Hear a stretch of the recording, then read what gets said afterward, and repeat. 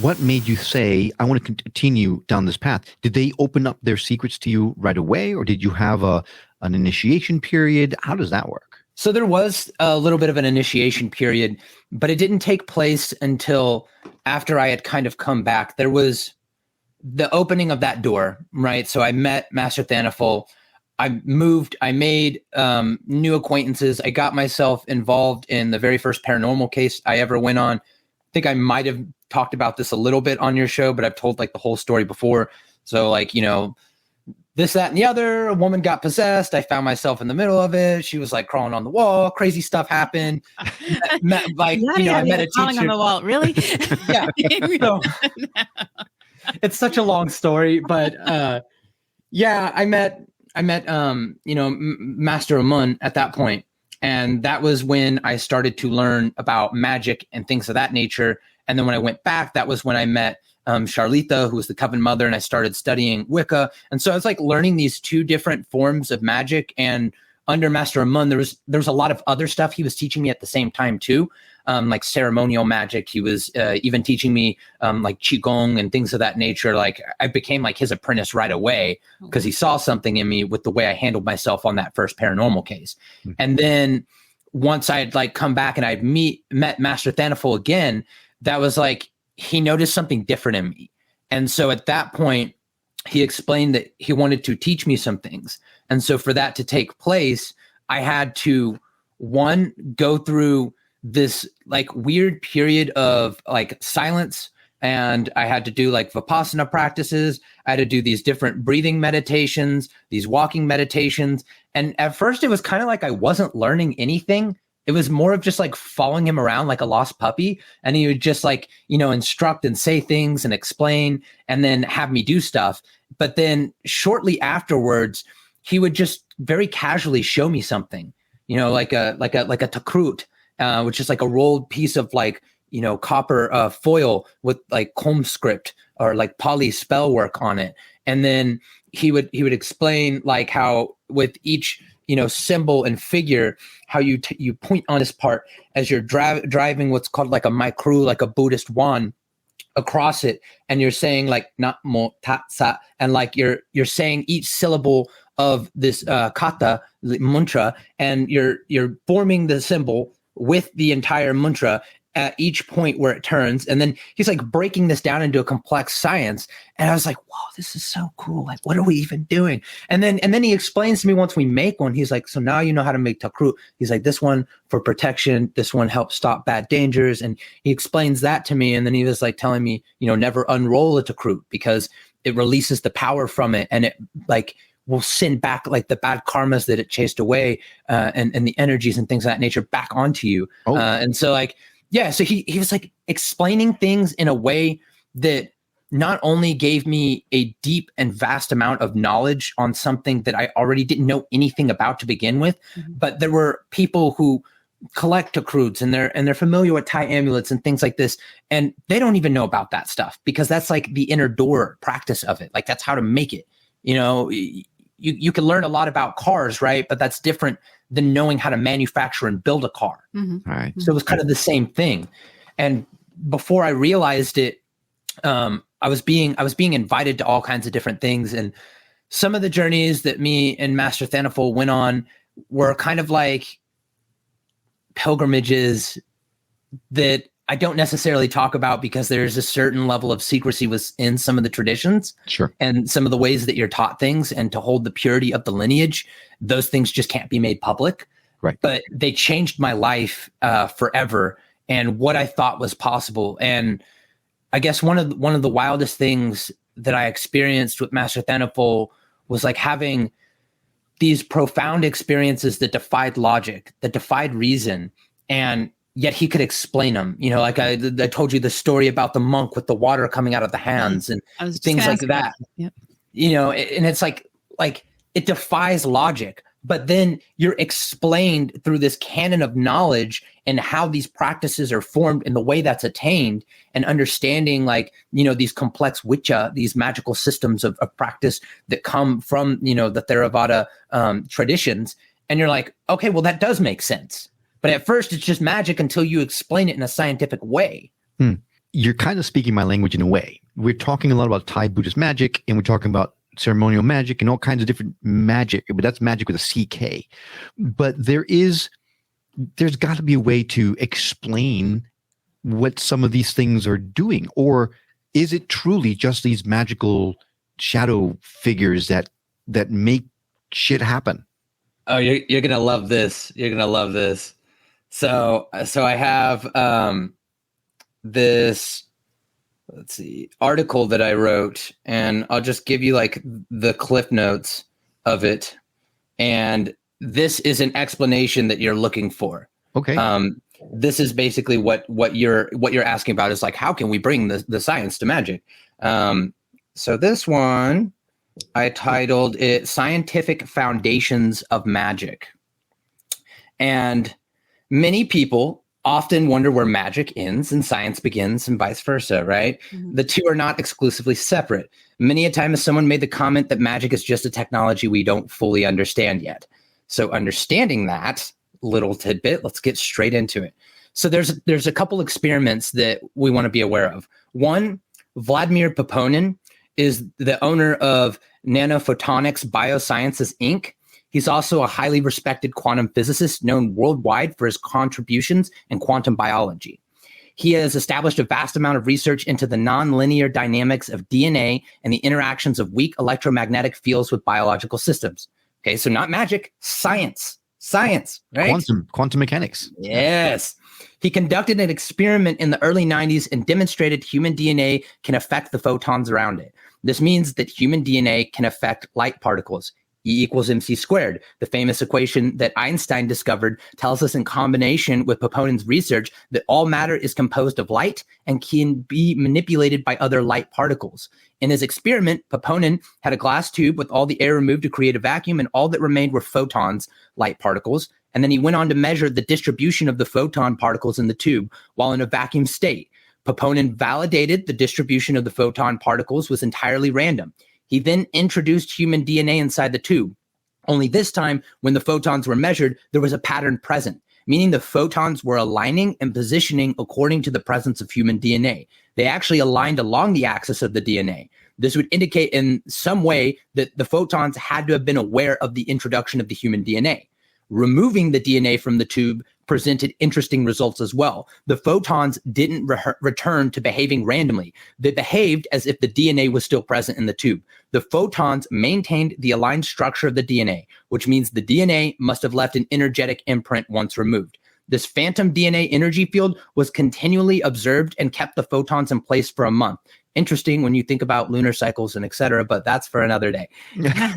So right. What does this mean though, right? Like, okay, so you just told us about this cool science experiment, but like, where's the magic? I don't understand the magic, Sadhu Dah. But wait, there's more. When we talk about chi, prana, mana, energy, and the chakras and meridians, we're talking about a complex energy body that fuels the physical body. The result of Poponin's experiment tells us that we have an energy body capable of existing and operating outside the limits of physical containment. When the human DNA was removed in the experiment, the photons remained in communication with the DNA. This means physical matter can be absent and a bioenergetic connection can still be maintained because it's working with the greater energy field with which all matter is connected to. Using this knowledge, we can explain residual hauntings, the imprint of energy on a land that turns sour, holy spots all over the world, and why some people can sense a presence without being able to see it.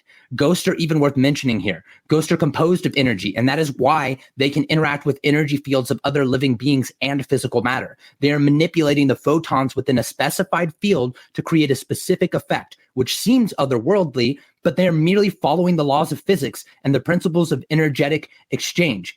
If enough energy is condensed, those photons become more visible, and this explains why we can see manifestations of ghosts sometimes. We can also note that phantom DNA staying in place for a month lines up with that monthly lunar cycle I was talking about.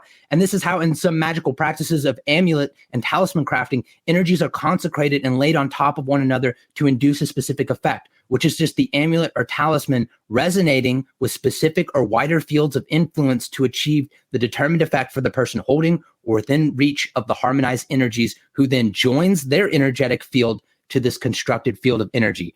It's not crazy magic. It's literally science. So what you're saying is that you don't practice Thai Buddhist magic. You practice Thai Buddhist quantum mechanics. Yeah, but that doesn't roll off the tongue.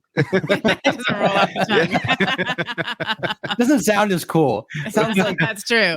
edgy and boring, kind of. I agree. Now, last time you were here, we talked about some of the really interesting esoteric things that Thai Buddhist monks use for their practices. Yeah. The babies. Yeah. The Gumantong. Yes. Lukrak, all that stuff. All that, the fat, all that kind of crazy stuff that you told us about that, I need to make sure that we get out there, because some of that stuff made Karen and I look at each other like, what are we listening to? What are we hearing?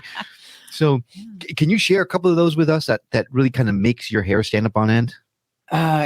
So what's interesting to me is that, Western culture has just such a hang up on death and find it to be taboo. And we do everything we can to push it away from our scope of everyday life, because it's just not right for some reason.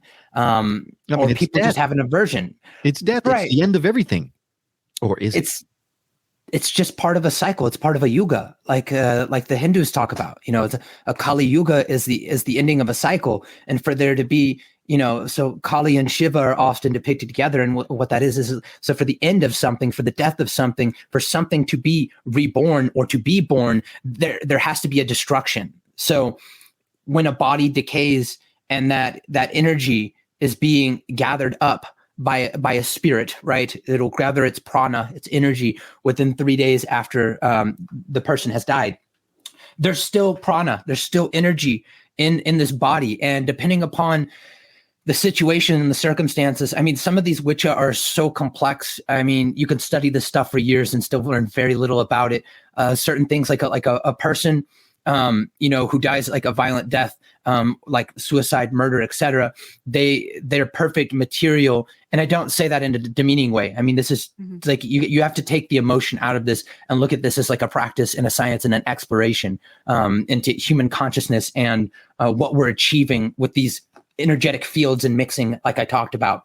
So you'll find that there's perfect materials, like whether that be a female who died on a Saturday and she was also born on a Saturday. And then like that goes into like a very specific type of like amulet and things you can make with the material of the hair, the skin, the bone, chinatan, as it's called, and these spirit statues that you make known as prai. So it's not just straight necromancy and black magic, as a lot of people might just jump to the conclusion of, because what you're doing is you're entering into a contract with the spirit, as the Ajarn, the Mofai, such as myself. When we gather the materials like this, we are giving that spirit the ability to right a wrong within their own existence and to work off some negative karmas, to accumulate good merits, to share in the good deeds of our life, or the owner who will buy and own the statue and work with it. They don't use the term buy, though. They say rent. You're renting an amulet. That's it's just a little thing, but that is a thing in the culture. So what happens is this spirit will then gain good merits and good deeds that go into its karmic bank, so that when it eventually crosses over, it gets a higher reincarnation than it would have originally had. So this isn't like a spiritual slavery type situation. This isn't a harvesting, material of dead bodies, for some grotesque shock factor. This is a very, very normal part of Thai culture. It's very normal. People aren't weirded out by it. And when you talk about like the Gumantong, the roasting of child corpses, like people are immediately like, say what? Yeah. But yes, we did. You're looking at the potentiality of this child who's already dead, right? So, unfortunate circumstance. It's a very sad thing when a child dies, but you have the ability here to do something very powerful, something very positive. And that's where I kind of like, I'm like trying to reshape the way the Western mind kinds of thinks about this thing, because I get people who practice like forms of black magic, if you will, and they'll kind of come to me and they're like, I'm interested in your necromancy and this and that. And I'm like, you're coming to me for the wrong reasons. And that's not really what I do. We're both very different in our intentions with this subject of death, and I'll kind of send them on their way. But with the Gumantong, you have a child who has the potential of an entire lifetime that was just snuffed out. All of that energy, all of those experiences that could have been, that should have been, that don't happen.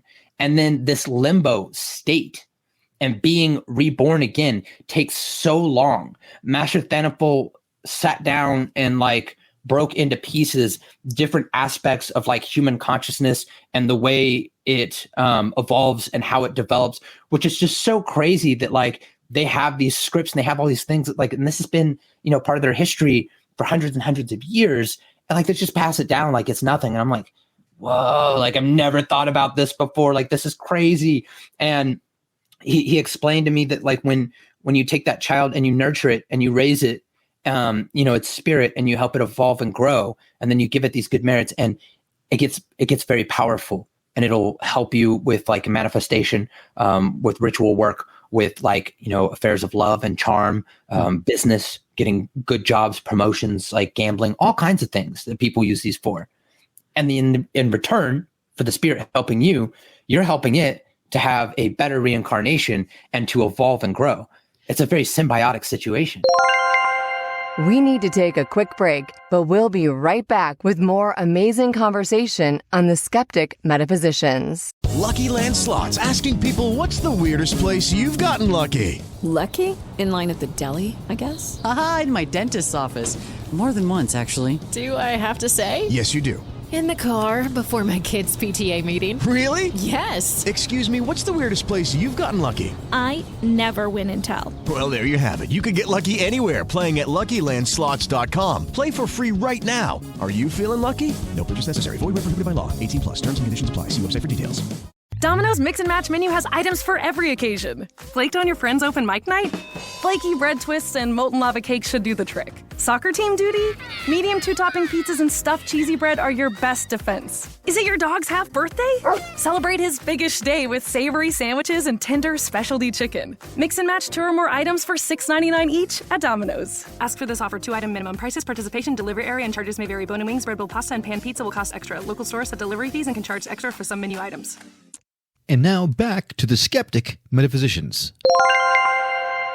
So when you're collecting these materials, is it like, okay, so here, you know, in the States, you have your driver's license and you say that you're an organ donor, and that's kind of giving permission. If something happens to you, they can, you know, harvest your organs.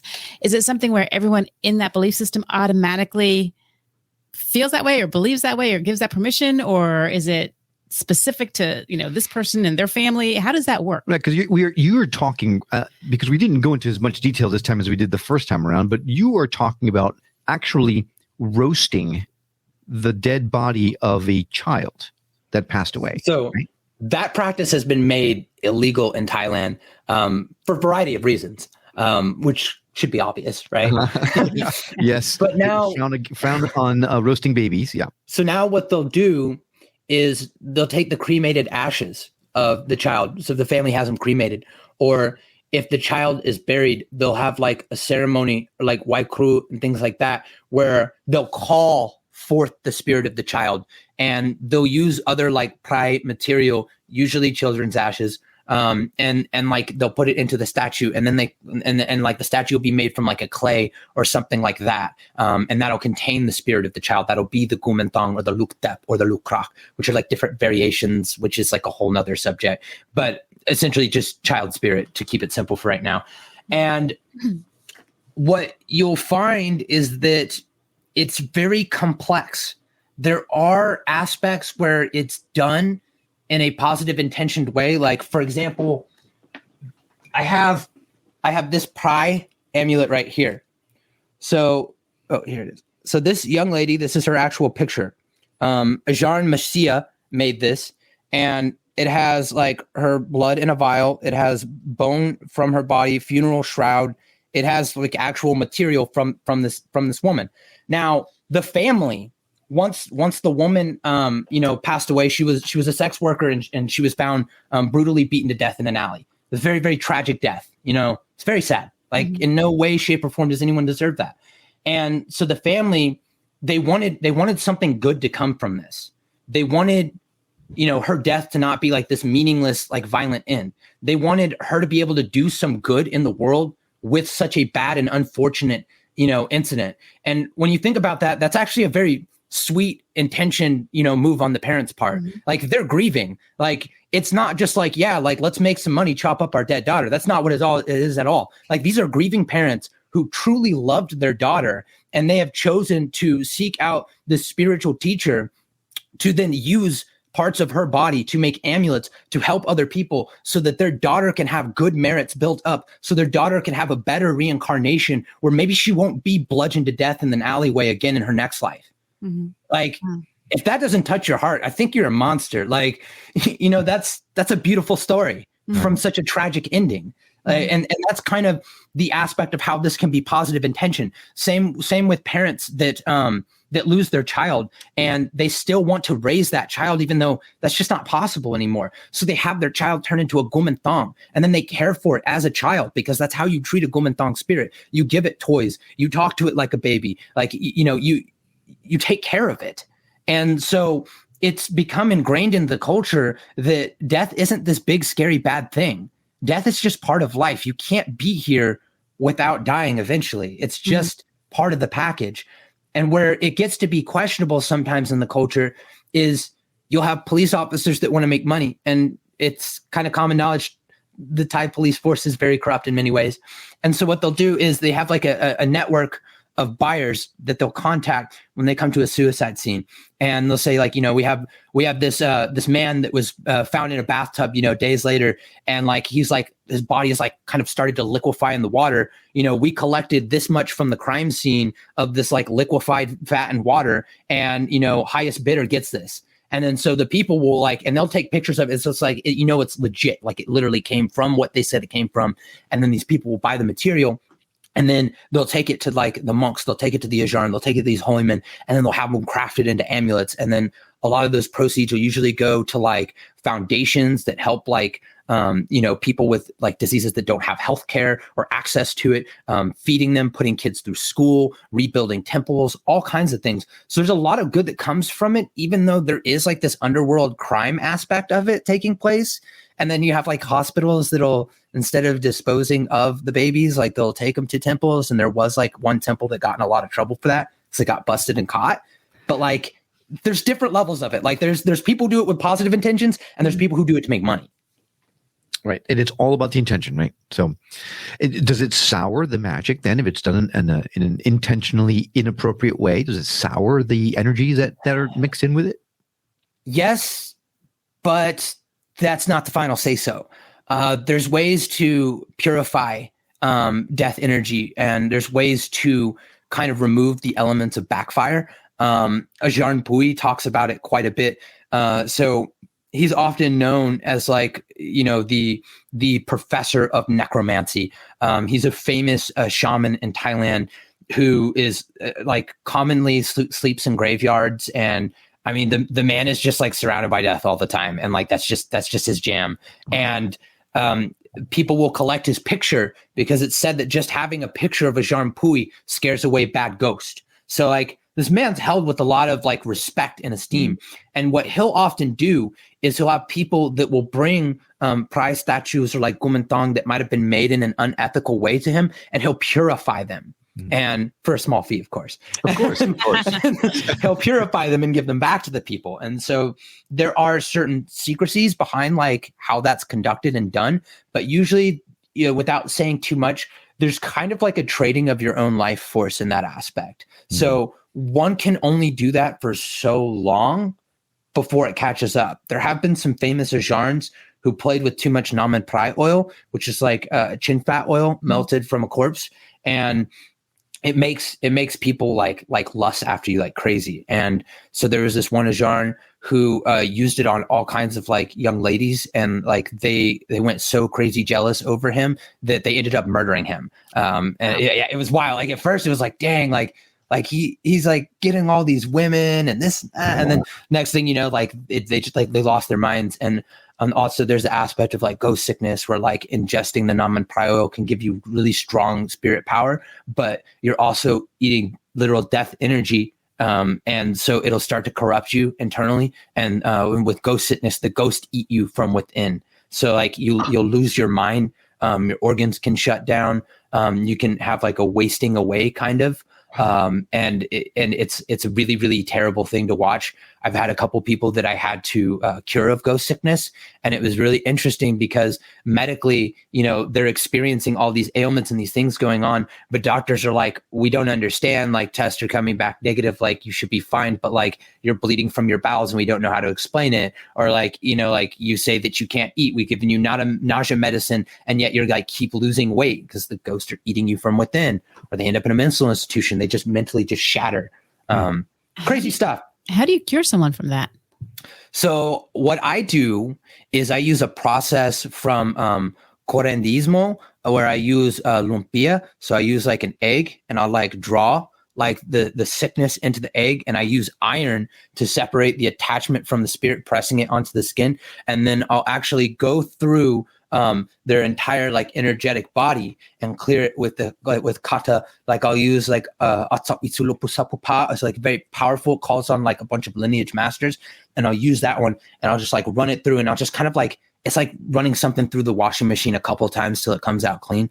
And so like I'll do that like repetitiously and just kind of roll through that. And then sometimes like I'll prepare like a lok which is like this little clay ball, and it'll have like blessed lucky rice and like certain charged spiritual herbs, things that have like sat on the altar for several months, including like even a couple years. And then I'll put this like mixture together, and I'll have them ingest that. And then I give them like blessed water that like I'll use like a mitmor or a maikru and like some kata chanting into the water, and then like special sea salt, mix that in, and then take some of like when you chant and you get the consecrated chants, you get a lot of power. And this is like underneath your tongue is the purest chi condensed in your body through your meridian system. And so I'll take like a dab of that, and then I'll put that into the water. And so it's like, some people might be like, ew, they're drinking your spit. And it's like, no, they're actually like ingesting very condensed pure chi. But if you want to just focus on its spit, like, okay, we can do that, but drink it because it's good for you.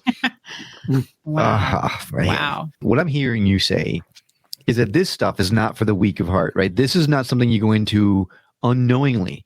If you want to get involved with this kind of thing, you need to make sure you have someone's strong guidance, because at every step of the way you talked about, like, don't unroll the thingamajigger, right? Like, who knew that I could get all that stuff that I just put out in the universe back at me? Or who knew I shouldn't use chin fat of a corpse if I didn't know what I was doing, I mean, it doesn't come naturally to me. I would just do it and then see what happens. But if someone wanted to get involved, wanted to learn more about Thai Buddhist magic, how could someone do that? I mean, because there are not a lot of Thai Buddhist monks in Virginia, for example.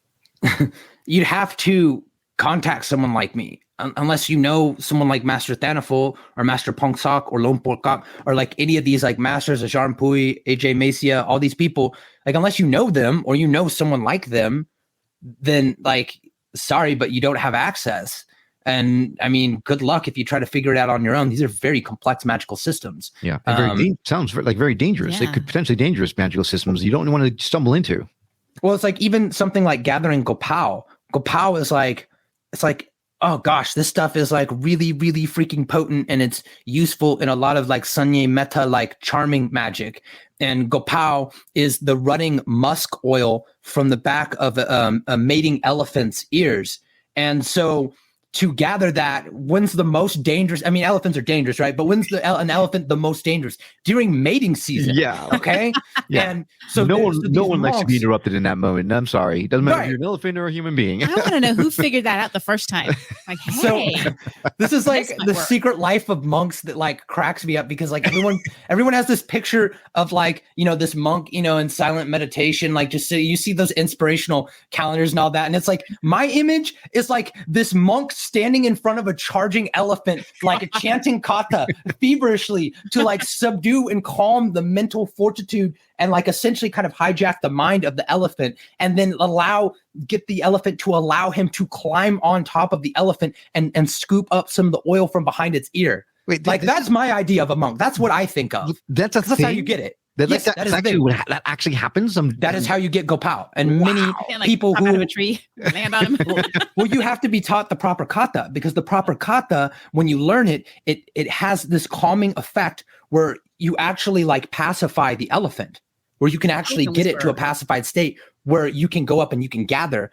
But many people have just like, they know Gopal is actually very expensive too, rightfully so. Right. And there are people who are not trained in it or like try to figure it out on their own. And then what happens? They get trampled to death by a freaking elephant. Like, go figure. Wow. And these kinds of things, you can't just find them in your local grocery store, right? I mean, these are, you got to go to a specific place for this. Is it usually mostly just sold in Thailand, or can this stuff be found elsewhere? It's usually, I mean, you got to think about the culture, right? So that's where you're going to find it. But you have like people like me that have, connections with temples in Thailand, who have connections with various different monks. And I regularly have like a bunch of stuff like sent to me, and on like a revolving basis. Like, I'm like, hey, like when y'all get new cat placentas in, let me know. Like that stuff's selling hot right now. So it's like, it's like, why would you want cat placentas, Sadhu Dah? And I'm like, for wealth, like formula and like spells, duh. Like everybody knows cat placentas for that. So, which is like, that's what these are. So that's cat placenta.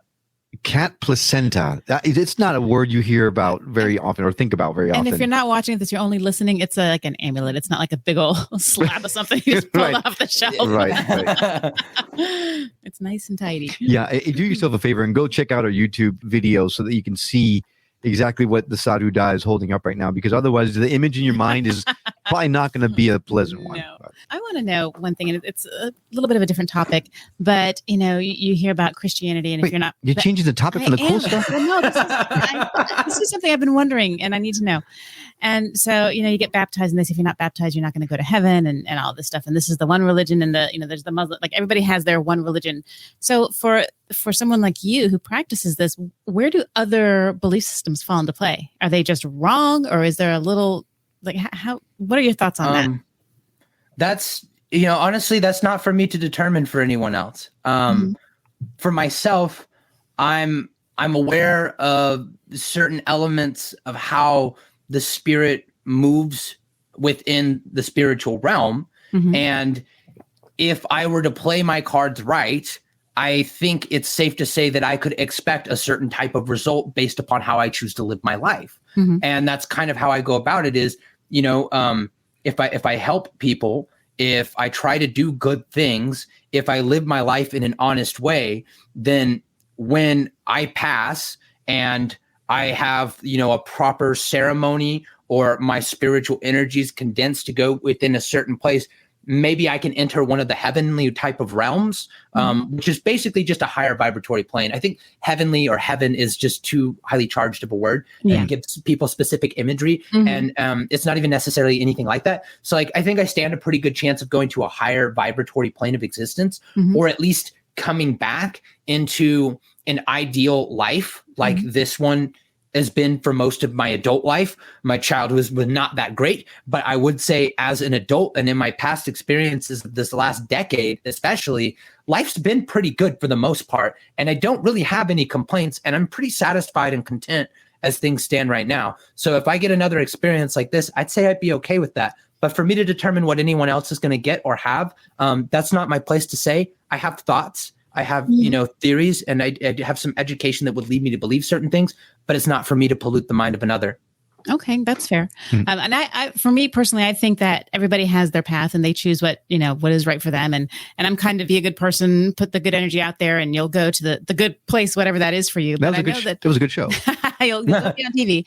No, but I just know that some religions are like my way or the highway. So I just didn't know if that was a belief system of the people that practice Thai Buddhist magic, if they think that's the only way, or if they give room for other people in their belief systems as well. Yeah, I mean, really, the way it's approached in Buddhism is they don't believe in a God. Right. They believe that the Buddha has shown the way to liberate yourself. So Buddha isn't worshipped as a god.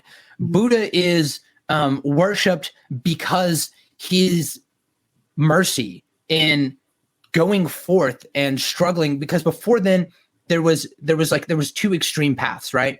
There was the path of bliss and there was the path of pain, and either one of those could bring you to enlightenment or kill you while you tried. And the Buddha found the middle way, right? And so it's an amazing thing because he taught us salvation for ourselves. Whereas like in a lot of other religions and practices, like, you know, there's some sort of being that gives you salvation. And a lot of people will kind of, without a proper understanding, make that same association about Buddha. But the Buddha is more of like, hey, this is possible. I was literally just a regular human, and I put, you know, my effort, my energy, my soul, everything in existence into striving towards enlightenment. You can do it. I have shown it's possible. And so that's what it's really about, is that you can redeem yourself. You can break those karmic chains. You can transcend. It's possible.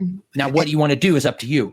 And there's a school of thought that says the Buddha, Jesus, all these different religious leaders, for lack of a better word, may not necessarily have been, like Jesus may not have been the true reincarnation of God on the planet, for example, but rather an ascended master that was teaching us the way to ascend, to move forward. Same thing can be said about the Buddha. Same thing can be said about Krishna, all these different entities that are meant to come down and help us to pave the way. So I get what you're saying. The question that stays in my mind, though, is some of the stuff that we were just talking about that they do. And I want to note the fact that when you refer to Buddhists, you say they. Do you not consider yourself a Buddhist? No, I don't really consider myself anything. Note that I mentioned how much I love and am drawn to this practice and how it's a very big part of my life, but I never said I am a Buddhist. It is useful for me. There's a lot that I learned from it. As far as what I believe, like spiritually, like, I don't necessarily have a religion. Like, I don't want to sound hokey, but like, you know, the Dalai Lama said, like, you know, my religion is love. Like, that's very much so how I feel. It's like, you know, everything's relevant to me in some way at some point and maybe some time. Yeah, I play in the parameters of whatever is appropriate for the situation. When I have clients or students that are Christian and they want to take that path working, and they're coming to me, like, I will use Christian mythology. I will teach them certain prayers, like the Anabagoic prayer. I will show them, you know, like a path working within that, right? But that doesn't mean that's what I follow either. It's just that the Thai Buddhism is my go-to. It's what I'm most comfortable with. But that doesn't mean I have to be a Buddhist. Right, right, and that goes to your question, Karen. No, that's what I love. Yeah, that's perfect. Yeah, you take little bits and pieces of all different things, and you create your own modality that makes sense to you. That makes perfect sense for the both of us. And that's what we've done. No, exactly. I can't believe I'm about to say this, but can you realize how much time we've actually spent already speaking? And I have so many more questions. I have such a fun time talking with you. I don't want to let you go. I mean, cat placenta. Well, I mean, it's important to follow up on the fact that all this stuff is used for the greater good, right? It's not. I mean, you hear of people that use these types of things for nefarious purposes and things like that. But for by and large, the Thai Buddhist monks that use these magics, they use them for the greater good of humanity of itself, right?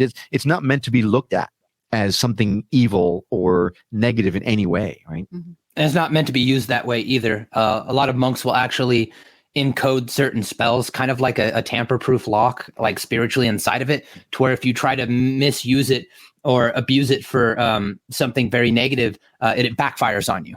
Oh, wow. I like that. That's like the rule of 3 in Wicca, right? Yeah. Don't mess with Buddhist magic. That's just a rule of law.